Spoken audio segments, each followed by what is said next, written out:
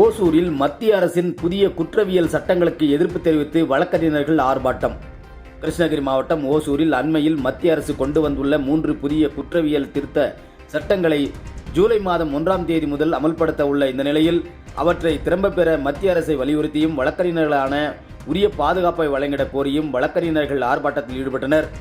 மத்திய அரசு கொண்டு வந்துள்ள அமல்படுத்தப்பட்டுள்ள 3 புதிய குற்றவியல் சட்ட திருத்தங்களை திரும்பப் பெற கோரியும் அதனை கண்டித்தும் விதமாக தமிழ்நாடு மற்றும் புதுச்சேரி வழக்கறிஞர்கள் சார்பில் மாநில தழுவிய ஆர்ப்பாட்டத்திற்கு அழைப்பு விடுக்கப்பட்டிருந்தது.